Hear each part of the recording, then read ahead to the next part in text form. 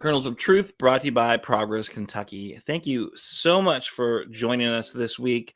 We got some, I think, important stories, politically salient stories, even if they're not necessarily the most inspiring or attractive stories to cover. Well, one of them at least. And then one talking about kind of Juneteenth and what Kentucky is doing to meet that moment. Currently still allowed by federal law, so that's good. And we're going to, in addition to our news of the week, we got a great call to action, an important call to action with some new information from the Kentucky Center for Economic Policy. And then in addition to our amazing co-host, we're going to be joined this week by the former representative for Louisville, Kentucky's 3rd Congressional District, Congressman Mike Ward. So we can't wait to discuss the Democrats' chances in the midterms right here in Kentucky with former Congressman Ward, and hear his perspective on, kind of what's going on in our fair Commonwealth. So before we get into it, though, are you ready to help create a more compassionate Commonwealth? Because we folks are sorely in need of significant political change in Kentucky. To get it, we need long-term power building to plug more voters into the races that really matter. If you like our governor, but you can't stand what the GOP super duper majority in Frankfort has done with their power, we hope you'll support Progress Kentucky in our efforts to fix it. Right now, we're focused on fighting back against Trump's MAGA regime. We were big force behind the Lexington No Kings rally, working with a phenomenal coalition of great organizations, stretching from 5051 Kentucky to AFT, Bluegrass Activist Alliance, Gathering for Democracy, NAACP's Lexington branch, and I'm going to forget someone probably.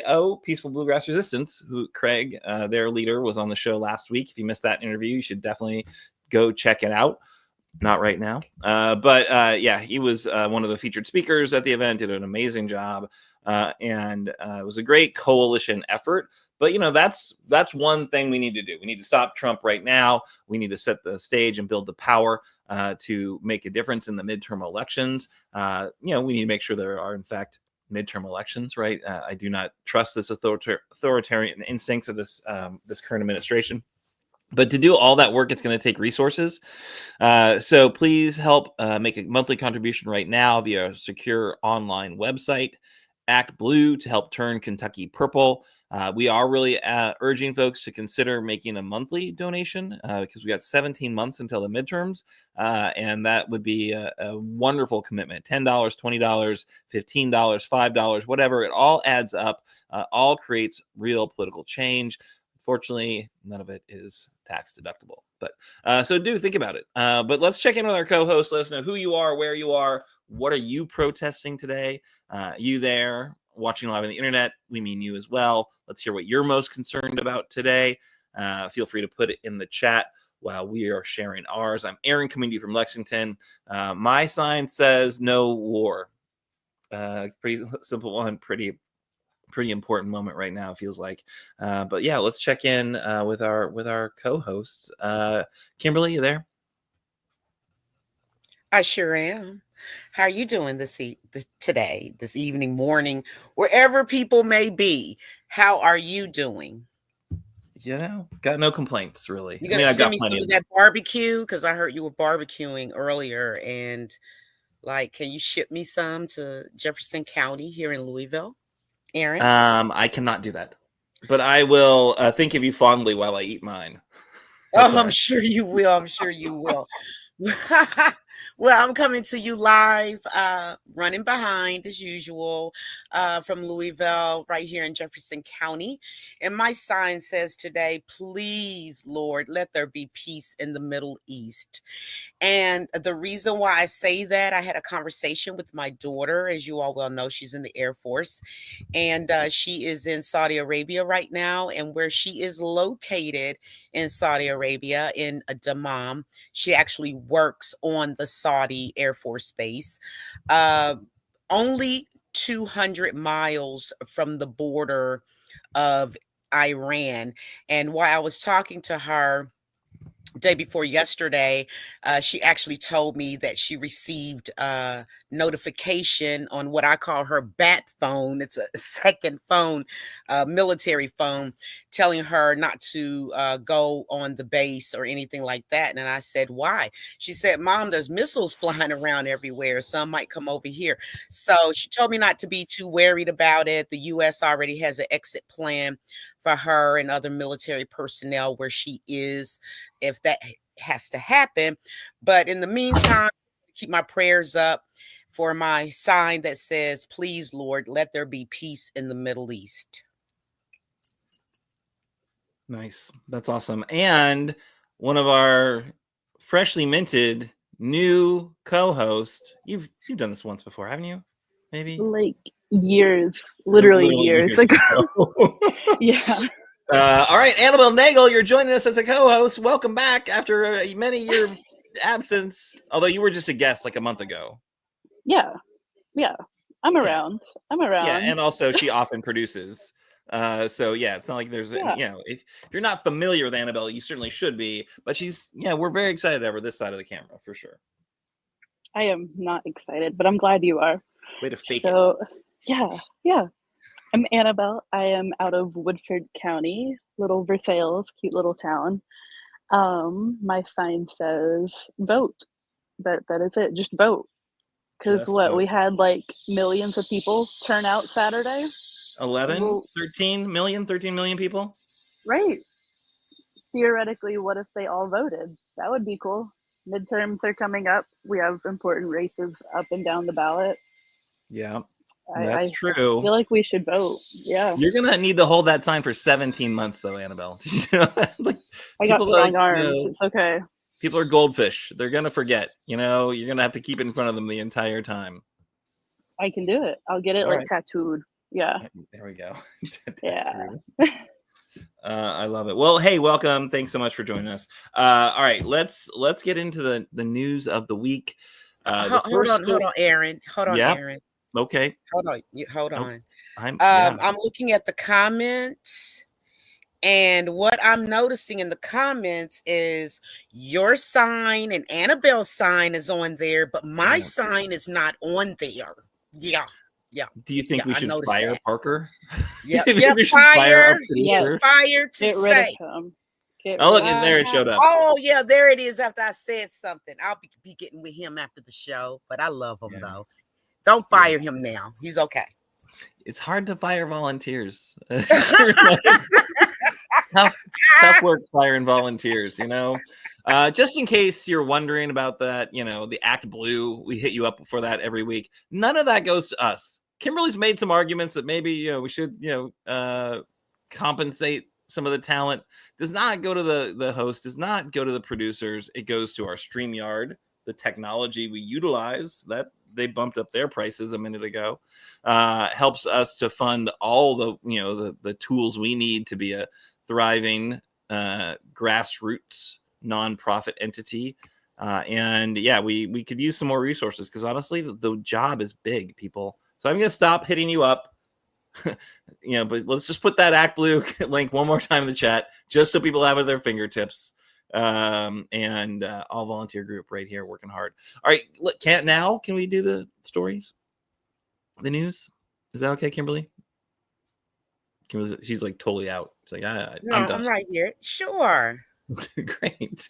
All right. So we're going to revisit the sad saga of Daniel Grossberg, Representative Daniel Grossberg, who you will recall came to some significant negative attention, a lot of accusations of inappropriate behavior towards women in and out of Frankfurt. So he, after knowing that his ethics commission appearance, investigation was going to have their panel, their hearing, he tried a total Hail Mary legally and appealed that this was not an appropriate way for him to get any sort of take any responsibility or to have any punishment. He just appealed the entire concept of the Legislative Ethics Committee, and he did that about 24 hours before he was supposed to be at the hearing, even though they had literally months advanced knowledge that they were going to need to show up at this hearing. Not necessarily showing a lot of respect for the courts not really showing a lot of respect for the Ethics Commission, and you will be not surprised that the judge quickly ruled that that was a not a legitimate appeal. So he did have to show up. He showed up, I think, on Tuesday in an hours-long closed-door session with the Kentucky Legislative Ethics Commission. They left right about 5 o'clock, and they were in the meeting throughout the executive session. The commission called witnesses, women who worked in politics and workers from a Louisville strip club. If you remember, Representative Daniel Grossberg has been allegedly banned for life from this Louisville strip club. So I guess I wanted to get to the bottom of that. Also present were some former leaders of the Kentucky House Democratic Caucus who were, I guess, privy and to some of his behaviors. The hearing was held in the Capitol Annex. It was closed to the public, but if folks recall, he's been expelled from the House Democratic Caucus, faces a lot of calls from within his party to resign. This is a safe seat. He challenged a sitting Democrat, I think, to get it initially, which never really, endeared him to House Democrats, I suppose. But now he is definitely somebody they would like to be rid of. And unfortunately, he seems to be really committed to sticking around, even though losing his kind of position on the caucus. And lots of investigations. The Legislative Research Commission found that he was sending inappropriate text messages to women. They looked into Foxy's Gentlemen's Club, where they told the Herald Leader that it had banned him for life after he was inappropriately touching a dancer. And then he attempted to sway the Franklin Circuit Court Judge Thomas Wingate to block the proceeding, but they dismissed that motion. So yeah, that's where we're going. We'll see what happens. The Legislative Ethics Commission will make a determination, and whether or not he kind of crossed such a line that he would be removed. I guess that's an option. But really, it'll be very interesting to see how this plays out. He has some primary challengers that are already announced for the 2026 election. If the commission now finds probable cause that Grossberg committed an ethics violation, may issue a confidential reprimand or schedule an adjudicatory hearing, but it also may choose to dismiss the case. So, it doesn't seem like it's likely that he'll be, removed from office or anything of that sort. But he definitely is, he's politically wounded, politically quite vulnerable. Those, primary challengers, I'm sure, will, make hay with whatever happens out of this ethics commission. But the very fact that they were, bringing in strippers to Frankfort to hear their side of the story seems not great for him. So Cassie Lyles, who is a high school teacher in Jefferson County Public Schools, she has announced that she is going to run against him. And then that's also who's the other? Max Morley, who's also teacher in Jefferson County Public Schools. So teachers taking on Daniel Grossberg. So that's the story. What do you guys think? Kimberly, what's your take? You as the Louisvillian here on the show, how do you view Representative Grossberg and these sad state of affairs? Well, he was always, pretty cool with me. He could do the slide better than Michael Jackson. No, I'm just playing. He could slide like Michael Jackson could, and dance a lot. He could be a fun type of a guy. But, considering the P. Diddy trial that's going on right now, it's like what Daniel has done is wrong. It's totally wrong. But just with the way the world is right now at this moment in this time, it almost seems like he may be able to get away with it. We'll see. Annabelle's got thoughts. Let's hear what Annabel has to say about this one. Oh, I have thoughts about this one. First of all, the gals who came out, oh my gosh, I'm on the big screen now. The gals who came out against him, so proud of them. A lot of us know them personally. They've been in political circles forever, and that's a really hard thing to do. It's speaking out about things like this. So love them. They have all of our love, of course. They're amazing. They deserve everything.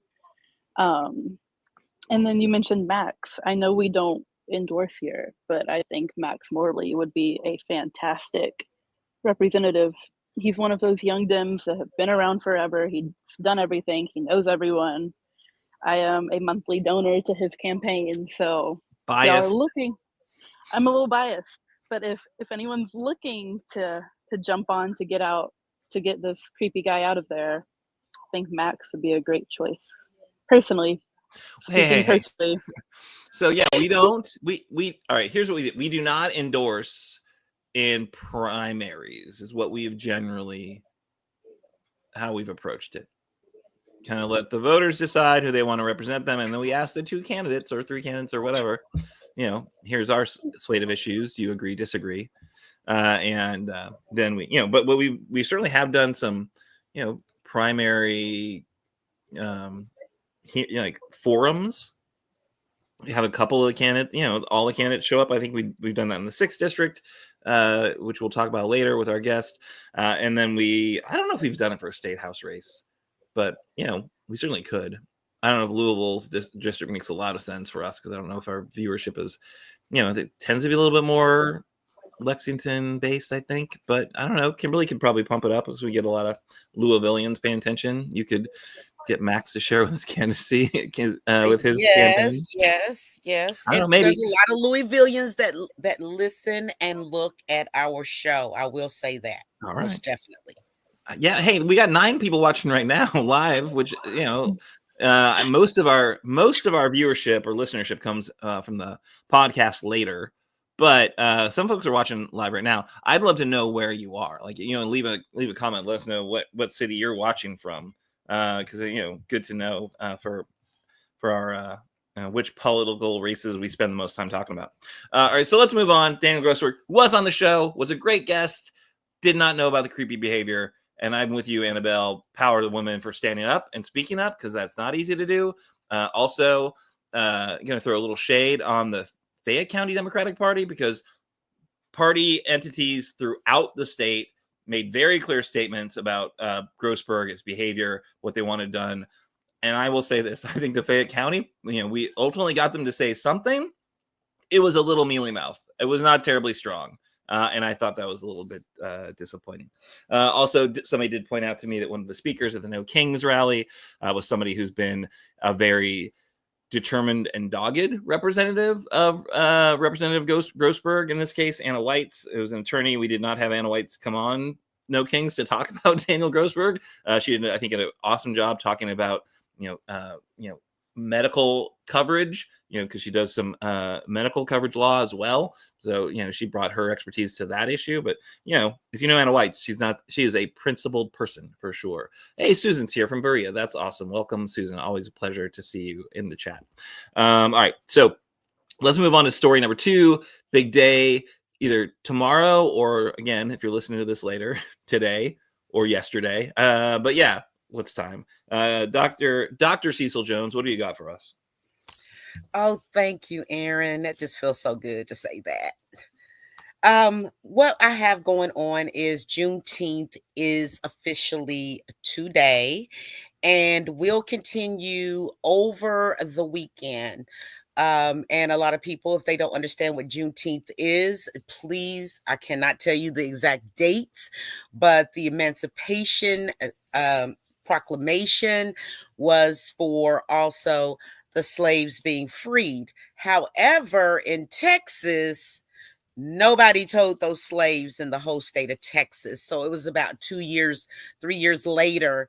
And that was actually what Juneteenth is about, is like the freedom of all of the slaves. So there's always been a lot of different types of events and memorization on different events as well. So we're just glad to know that Juneteenth is still a federal holiday. So on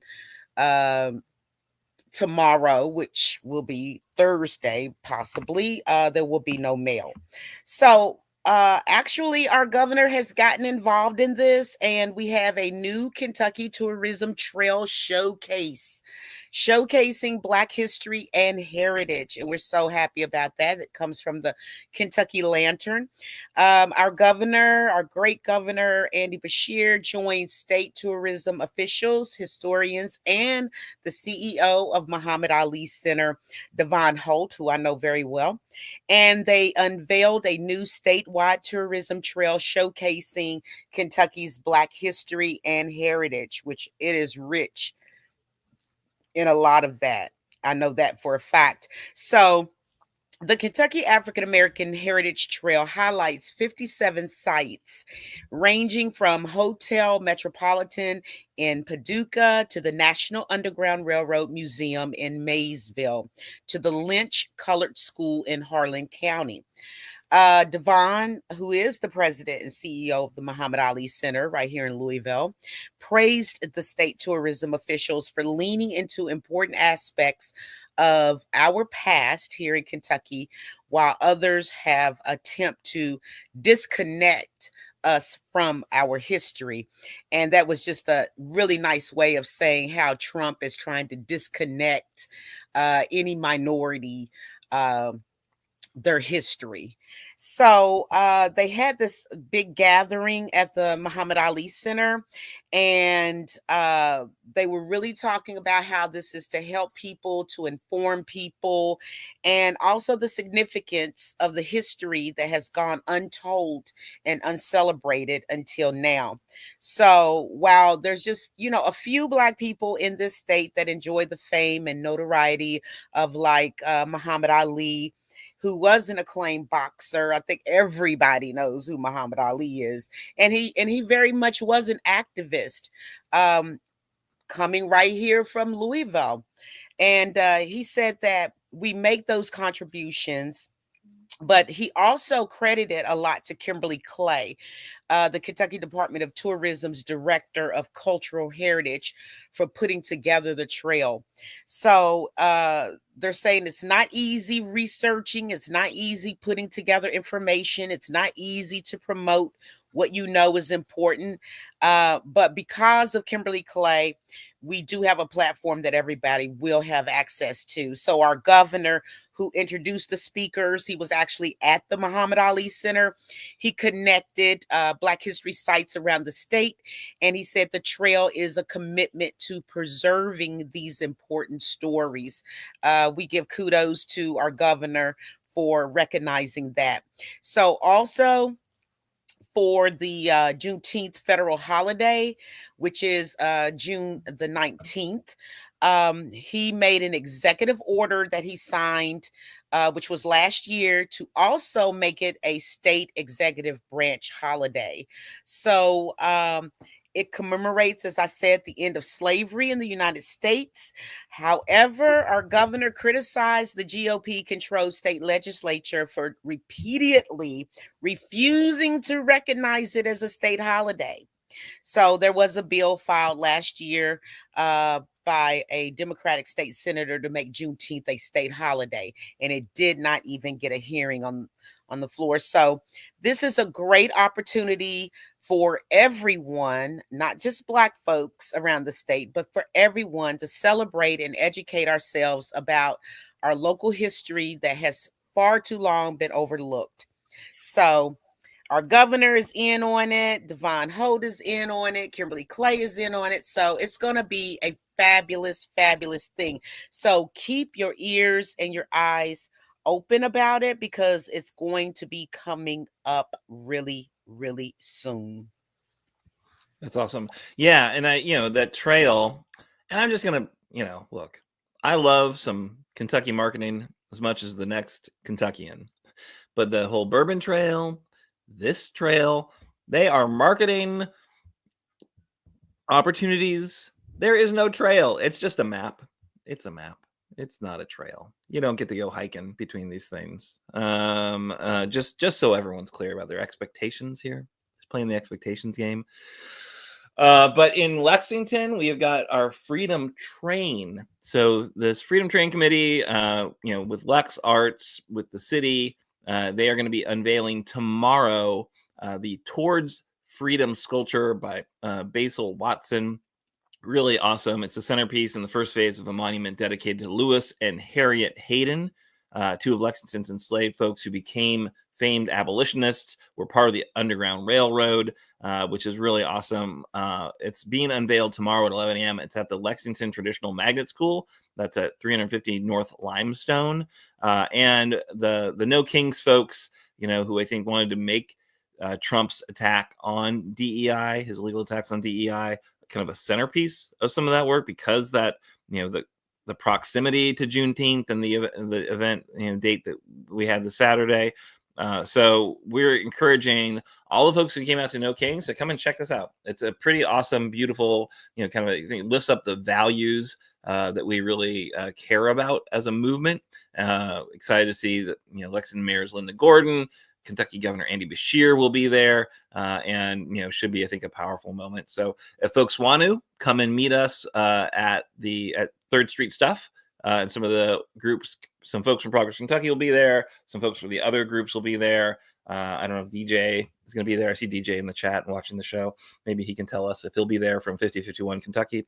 But yeah, it's definitely a good opportunity. Just, there'll be no marching. We're not looking to bring picket signs or protest signs to the unveiling, but just to experience it as part of that community. So at any rate, so, good story. Thank you so much for sharing it. And Juneteenth is, I think, an important issue, especially with, as I said, the very clear racist attack from the Trump MAGA regime on DEI, right? There's a reason that was one of the first things they went after.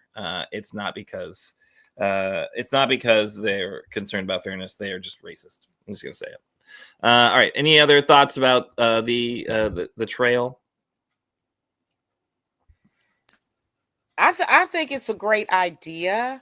However, it just seems like everything that we try to do is being eradicated right now in this history moment.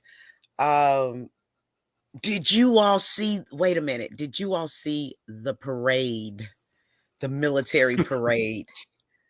I saw some clips of it. Yeah, come on. I don't think we need to talk about that. That's far afield. So I was just going to say, it's just so funny. You have an administration that wants to get rid of the history of Jews, Blacks, Hispanics, women, everybody. They want to get rid of that history. And also the bust of Dr. Martin Luther King Jr. has been removed from the White House.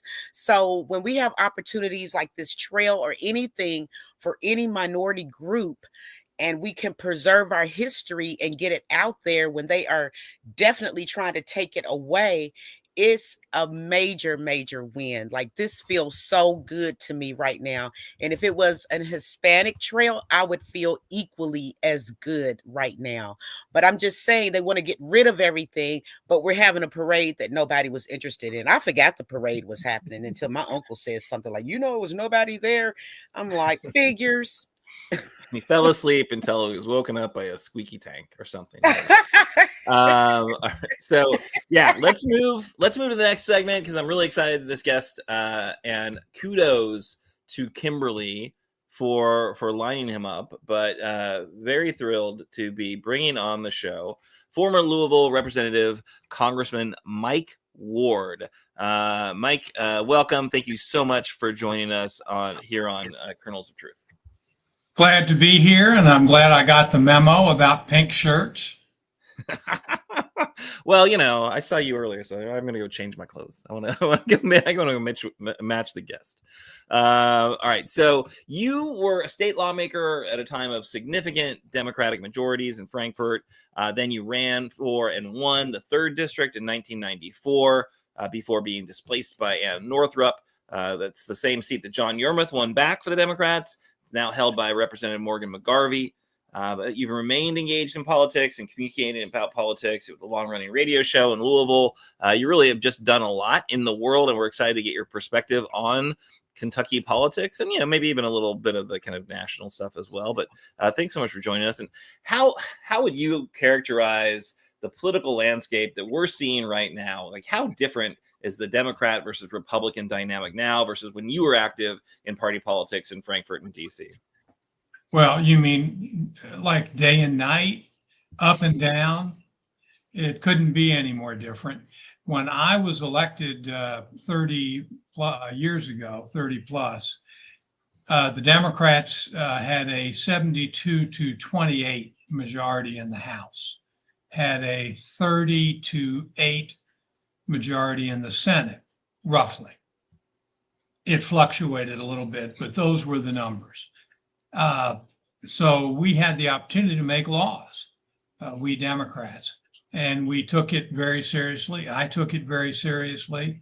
I am very proud of what I was able to do there and enjoyed myself immensely. So it was just day and night different from the way it is now, but that doesn't mean we slow down or stop or give up. We need to make sure that we don't give up. We have to continue our commitment to doing what's right and to working on the margins to make some of the things that the Republicans are doing less bad. Yeah, and I guess, that it's such a interesting, because I'm old, I've been around. I just feel like it wasn't as heated, the partisanship. I don't feel like we called the other side evil.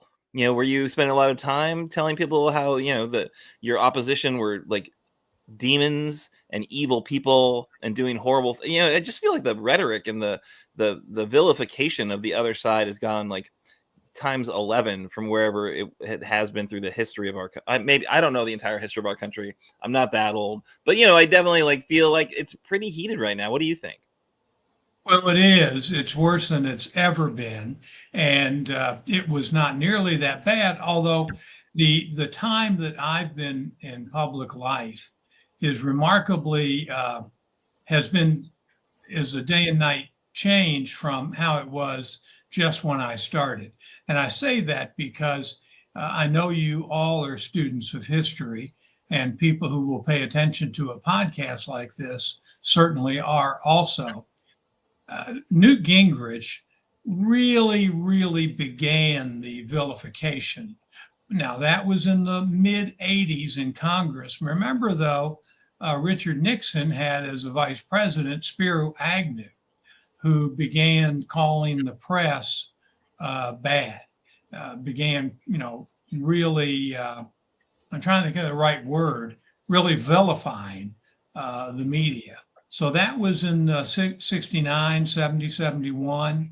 Fast forward a dozen years later, and Newt Gingrich began a process of vilifying the Democrats in power in Congress.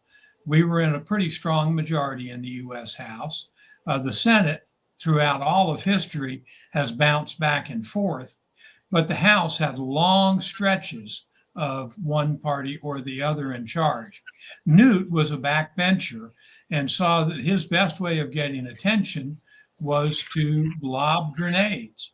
And interestingly, an historian hooked up with the then Speaker of the Majority Leader in the House, Jim Wright, Congressman from Texas, and got embedded in his world to observe and later write a book, which he did. But the year that he spent with Jim Wright was the year that included Newt running a campaign against Jim Wright to get him to quit, which he eventually did during the time this fella followed him. Makes for a fascinating book, because what you learn is how Newt Gingrich did it is exactly what we're seeing now. You know how the bloggers, the influencers will come up with some crazy story that only left-handed men are only left-handed people are allowed to go to Congress or something like that because of a Democratic conspiracy. And then they publish it, they post it, they repost it, they get circulation for it. And then one place will pick it up that's marginally reputable. And then that'll get picked up by a next level of reputable publication. And eventually it gets to the mainstream. Well, that's what Newt did. He would get an article placed in an obscure magazines, those existed at that time, and or a really local newspaper. then use those clippings to get a little somebody better to cite it. And these were things about Speaker Jim Wright. What Jim Wright did in the half a minute is self-published a book and then made lobbyists and others buy bulk copies of them in order for him to get around the rules about how you can make additional income as a member of Congress, with book royalties being an exemption. So he was able to cheat. I mean, looks very clear in retrospect, that's what he did. But Newt used that little bit of stuff to weaponize the media. And so that's in the mid 80s. Then he did, just the craziest things with Rush Limbaugh and some other right-wing radio talk show hosts, which have culminated in where we are today. So I have seen it. I was there at the creation, and it's scary and not good for democracy. Yeah, no, that's a really good point. I think Kim has a question for you. I sure do. And I would also like to say that Congressman has been really instrumental, even out of his time from Congress, to just really pour all of his heart and soul into this state, into Jefferson County. We both served together on the executive committee, Democratic executive committee as well. So he's still doing his thing. I tell you, he doesn't stop. So I appreciate you coming on the show tonight, Mike. But my question for you is, how do you think the Democrats are doing in what is, to me, one of the most scariest times for democratic norms, like the separation of powers and often lawless executive branch, smashing academic freedoms? Our neighbors are disappearing off the streets like it's a episode of Left Behind, and arresting and physically assaulting political enemies. What are your thoughts about that? And what do you think that we're doing and what we should be doing? Well, first and foremost, America is a very strong country. We will survive this. Now, I say that I'm not a person being hauled off by immigration enforcement people, but as a whole, this country will survive this horrible, horrible time. That means that we, again, have to keep up the fight. John Lewis and I became friends when I served in Congress. I had the opportunity when I was running as the Democratic nominee and was in DC for one of the obligatory visits with leadership, meeting John and saying, well, now, John Lewis, you and I have something in common that not many people in this building do. What's that, Mike? Well, my mom joined the march from Selma to Montgomery, Alabama, after you had your episode on the Pettus Bridge. We became pretty fast friends from there on. And he says that we've got to keep fighting, make good trouble. That's what we have to do. We can do that. There are some guardrails. Obviously, the only thing that matters to Donald Trump is Donald Trump. And knowing that, I think, helps us to deal with the various things he brings up and the various things that he's trying to do. So we just got to keep up the fight. And luckily, we've got lots of lawyers around the country who are working day and night, many of them pro bono, to fight these things in the courts. And I think that if you read much about the Supreme Court, we got 3 good old liberals, 3 crazy conservatives, but 2 people in the middle, Chief Justice Roberts, and then ironically, the last appointment of President Trump in 2020, Justice Barrett and Coney Barrett. And she shows Not that she's going to be ruling on pro-choice or other things like that, but I think that when push comes to shove, she will join John Roberts in upholding the rule of law. Now, of course, the minute I say that, today is Wednesday, June 18th, and the Supreme Court just yesterday upheld the Tennessee law that forbids minors from getting help as they deal with their gender identity. And that was a horrible decision by a conservative Supreme Court. But in the conversation we're having now, I think that'll be one of the guardrails that holds up.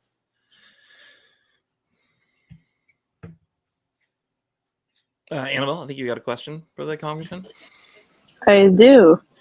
So next year, midterms, pretty big year, of course. I live in the 6th district, so we have an open seat, could maybe be winnable. Just curious what your thoughts about next year as a whole are. Well, next year is going to be a great year for Democrats and for the country, because while we're very unlikely to win back the U.S. Senate for a variety of reasons, the House, I think, is going Democratic. I don't bet on elections except, with my heart and soul, but I don't bet money on them, so I don't follow the odds. But I tell you, if you can get at least 1 to 5 for your money, bet on the Democrats taking the House back. Combination of reasons. One is the traditional first off-year election of a new president's term. That works to our advantage. Second, we've got a number of seats that are held by Republicans that Harris carried. And then lastly, turnout is so much lower in an off-year election, and with a megalomaniac president whose followers are voting for him, a lot fewer of them will vote in the off-year election. It's been pretty well proven from 16 to 18, 20 to 22, and then in 24 that his supporters vote when they can vote for him.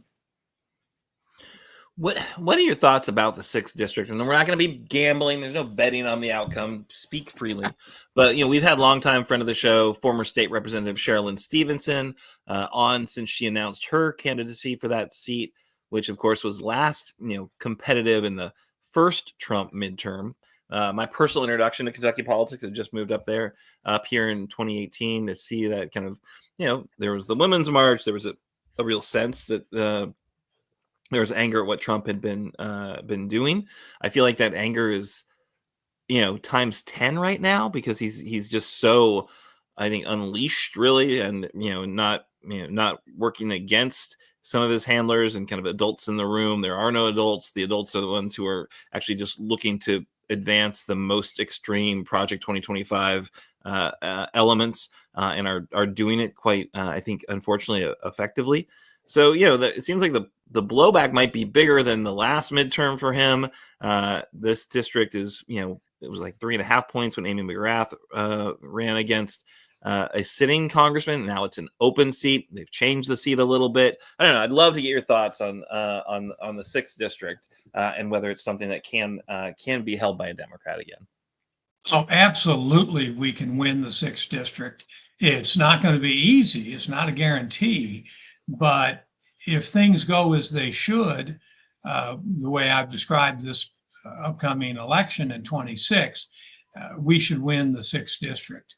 The challenge will be what the Republicans are doing in 28 and who their nominee is. But Sherilyn Stevenson proved herself in Frankfort, and I see great things for her in this race. The district is slightly different since they decided that Jamie Comer would be given the privilege of living in the district he had represented since 2016, and took out all the Democrats in Frankfort. But it's a winnable district, especially given the midterm dynamics that'll be in play. Awesome. Kimberly, I know you have a question for the congressman.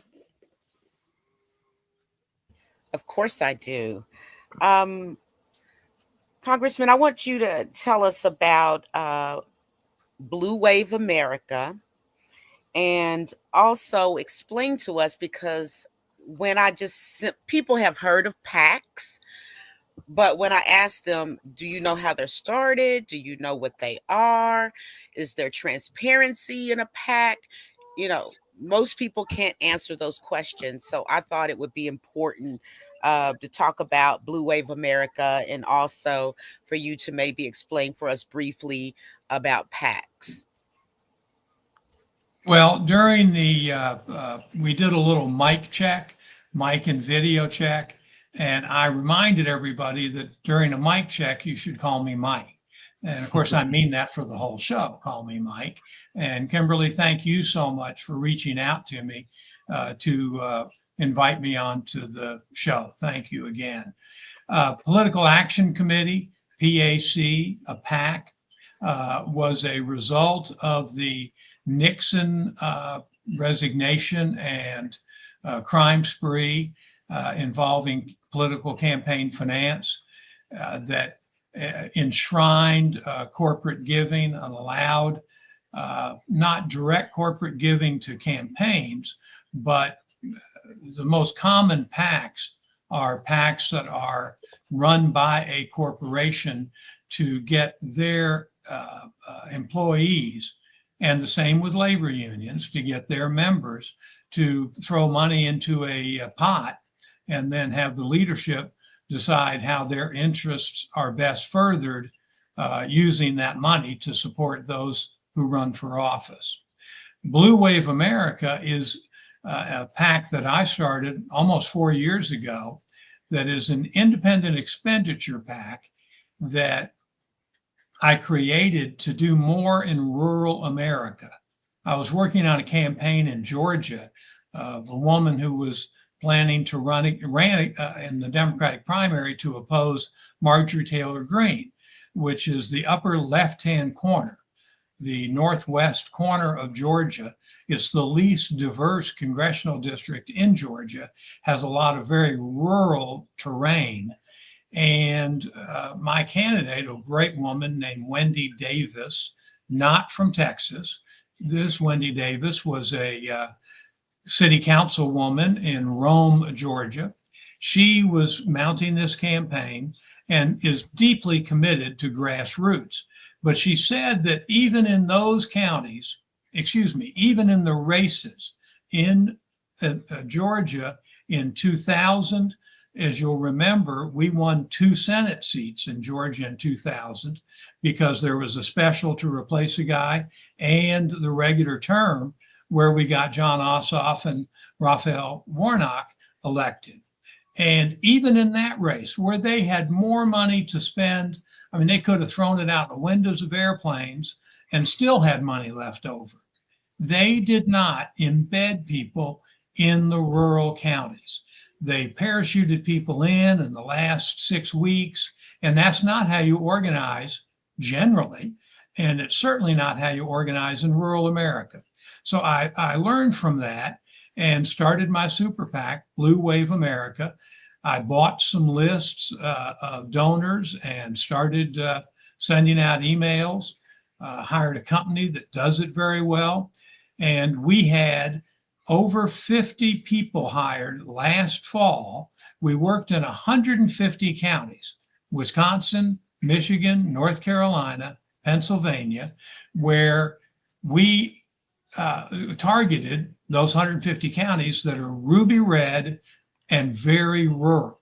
Because in rural America, and all of us have friends in rural Kentucky who don't talk about voting Democrat, don't put up a yard sign, don't chat about it at work, at school, at the grocery, or even at Thanksgiving. They're the quiet Democrats.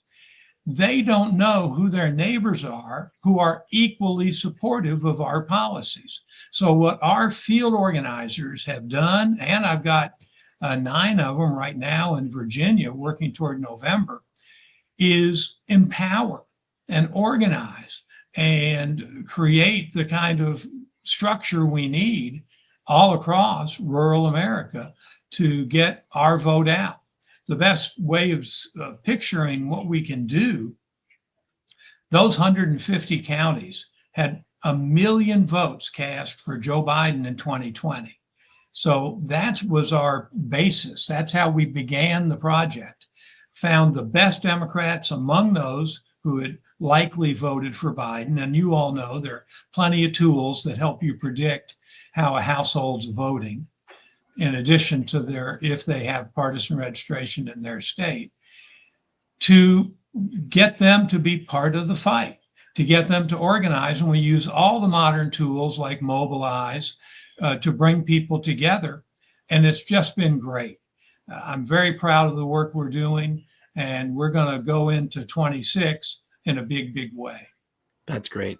You know, there's a lot of rural counties in the 6th district. Just saying, Mike, if you want to, bring some resources to bear and do some organizing. As I mentioned, my entry to Kentucky politics was in that 2018 race. And Amy had, enough money she could throw it out airplanes, certainly. But, hired rural organizers in almost every county. They had an office in almost every county. Not just hanging, focusing on Lexington, where, of course, the mass of Democratic vote was, but looking to really affect the margins in those rural communities as well. Whereas, there are plenty of Democrats out there. They just aren't the, 60% of the voters. They're more like, maybe 40, maybe more, but you can narrow those margins. It didn't exactly work for Amy's race, unfortunately, but again, I think the dynamics will be different this time with the 6th district. But it's very cool. Tell us, I don't know, is it working? It sounds really cool what you're doing. Well, what's the impact? Well, we had 158 counties, actually. I had them in 14 regions in the 4 states. In 3 of the 4 states, we stopped the rightward slide. As you know, every county in America went redder. In 3 of the 4 states, we cut that in about half, compared to a control county that we had in each of the 14 regions, a county where we did no work, so that we could compare apples to apples, and the state results. For some reason, Wisconsin went worse. It went redder in our counties. But it's politics, and you're not going to know everything that you're doing, but you just got to keep doing it. So it did seem to work in 3 of our 4 states. That's great. A point from the comment section that Madison County is important for the 6th district. That is absolutely right. I would say there's no county that's, besides Fayette County, there's no county more important to the 6th district than Madison County. And there's a reason that if you think about 2018, Trump came to Madison County at the very last minute, days before the election, rallied for Andy Barr, reminded all of his voters that Andy was his guy, and I to this day I swear that's why he won. Well, absolutely, and Madison County has EKU and Berea, and people can vote in Kentucky at their college residence. But we got to make sure they're registered. So that means you got to be there, right? You got to be there early, and that's hard for Democrats to do, is what I've found. It takes someone special to do that work, and some special resources to make it happen. I don't know. So, Mike, the Blue Wave PAC sounds like it's really cool stuff. Blue Wave America PAC sounds like it's doing cool work. You should meet the Henry Project PAC. Because one of the founders is right above you on the squares, so she's working to do rural candidate recruitment or candidate support, mostly just in Woodford County right now. But Fayette County, the 6th district. we need to chat though. No, there's so many things we can be doing. We just need to keep doing them, and people are committed. People are absolutely committed to doing this work. Excellent. Well, I think the reorg came at a great time. There should be lots of energy and enthusiasm coming out of the party. The party is the easiest punching bag out there in terms of the political results that no one's really satisfied with right now, unless you are, Trump's MAGA, regime. You probably like the way things are headed, and apparently you make a lot of comments on Facebook. But I think generally, where the public is a lot of dissatisfaction. The price of eggs has not gone down. We're going to see the price of gas go up pretty quickly here, and really is something that the prices did not come down, which I truly believe is the number one reason he won. And give us a nice, fair, open primary. Give us an ability to really let the voters decide who's going to represent us in these races. And I think we'll see some great results if we're smart about engaging. So I don't know. It's a bit of a leading question, but have you head out to any of the mass mobilizations, Mike? Have you seen any of the big rallies that are happening? Louisville's had the biggest ones in the city each and every time. Oh, absolutely. And through Blue Wave, I'm on a national network of left organizations, for lack of a progressive. It's actually called Progressive. And we had a lot of discussions on our calls over the last several weeks about this No Kings weekend. And so I saw that everybody was getting together. And that's what, with our new technology, we're able to do, so that every group really pushed it out to their groups. So not surprisingly, millions of people showed up, thousands in Louisville. It was amazing. Yeah, you got to come out to our next one in Lexington. We're doing big things, Mike. We had 5,000 folks in Courthouse Plaza, which was the biggest one we've done so far. I think they're going to keep building for sure. And yeah, really just powerful stuff. Great community. It just, it really does, I think, inspires you to stay concerned and involved and engaged, and gives you hope. As you know, rebellions are built on hope. But yeah, I wanted to say thank you so much for coming and joining us, Mike. I really appreciate your perspective and your engagement. Any final thoughts you want to leave our listeners with? Well, if you pull me, there you go. People who are going to watch this rather than just listen to it can't help but notice there's a picture of a rounder-faced me and Bill Clinton and Nelson Mandela.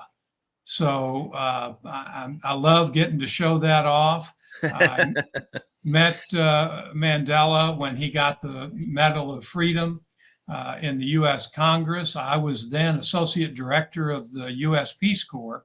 My wife and I had been volunteers in West Africa in the 70s, and was able to chat with Mandela because Peace Corps was relatively new in South Africa at that time.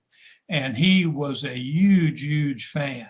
So we had a good substantive conversation rather than a quick grip, grin, and snap of a photo op. So awesome.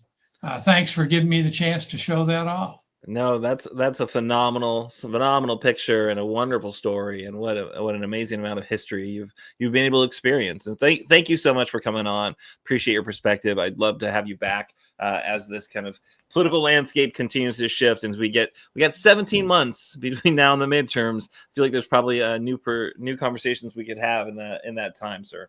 Absolutely, I will come back whenever you tell me I have to. Whenever you invite me. we have no dirt on this man. As far as I know, maybe Kimberly does. We have no dirt on this man. We can't tell him what to do. We'll only politely ask him and see if his schedule is free. Kimberly tells me to do something, I do it, by God. Well, yeah, me too. I don't bark out orders or anything, but he is always, for me, very, very accommodating. He's really a great guy, for real. Well, Mike is all right. Well, I'm going to take yes for an answer, and I'm signing off. Awesome. Thank you, sir. Don't get into any more trouble. All right, so now we're going to move on to our call to action. Going to hear from Annabel, the newest co-host in the rotation. So excited to have you here with us, Annabel. What should people be doing this week? What's the thing they should put some time and energy into? Yes. So we are asking that you guys send messages to our lawmakers, because they are trying to cut Medicaid for over 500,000 of us. So Parker is going to insert a link somewhere. And if you just click that, it's super easy. You just fill out your info and it sends a little letter. Right here in Kentucky, up to like 35 rural hospitals, I believe, are in danger right now with these cuts. I think there's a map of that. Yeah.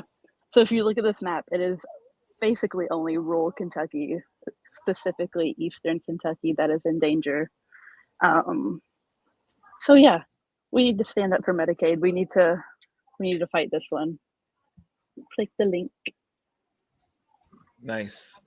Click the link, people. Annabel was very politely asked you to click the link. Awesome. I think that's our show. Kimberly, you want to close this out? I sure can, Aaron. Tonight was just an actual wonderful show. I appreciate Annabel being on tonight.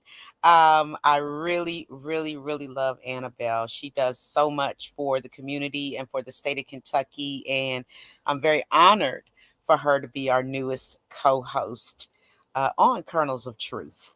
Progress Kentucky is a nonprofit organization registered with the Kentucky Secretary of State and organized as a 501c4. We are affiliated with the Indivisible Project and the Commonwealth Alliance Voter Engagement, known as CAVE. And we are also proud members of the Forward Kentucky Network. Progress Kentucky's goal is to educate, organize, increase voter turnout, and advance a progressive agenda through civic engagement. So please, please, please join us next week for our 216th episode. We will be joined by State Senator and Minority Floor Leader, Senator Gerald Neal from the 33rd Senate District in Louisville. And production of episode 215 was by our own Mr. Parker Williams. And he knows I love him too. So he always does an amazing job. Nate Orshan wrote and performed our theme songs. You can find more information and music at natosongs.com. That's NATO songs.com. And if you miss our weekly live stream on Facebook or YouTube audio podcast, and our show notes are always available on Apple, Google, Spotify, and wherever you get your podcast. And when you do listen to the podcast, please leave us a 5-star review. It helps with the algorithm. And wherever you listen, we appreciate it. So thank you for tonight. And we'll see you same time, same channel next week. Have a good rest of your week.